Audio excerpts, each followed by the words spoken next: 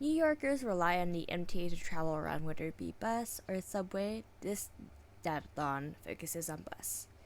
So, automated camera enforcement was implemented in recent years, and we see the start of congestion pricing, which charges vehicles going into this Manhattan Central Business District during 2025. However, there are still violations, despite the data showing that violations have decreased. So buses are bunched together, they're delayed, or just slow and just not completely reliable for commuters who rely on buses. So our team used several data sets as well as looked at multiple reports by city agencies such as community boards as well as the comptroller.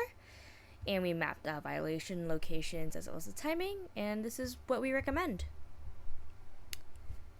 We do notice that more vehicles have stayed out of bus lanes. However, we feel like the ACE program should continue to outer boroughs as well as other parts of Manhattan. We also saw this inconsistency as well in our real lives too, that some intersections may be heavily enforced while others may not be. So having crossing guards to yell, "Hey, get off the bus lane," is really helpful.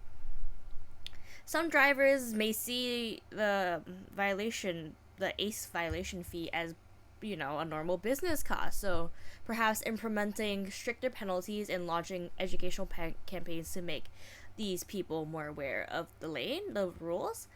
And a lot of the policy reports talked about New York City not taking advantage of our street space dividends. So making sure we can have like pedestrian islands, offset bus lanes, and center running lanes. So this discourages cars from going into the bus lane.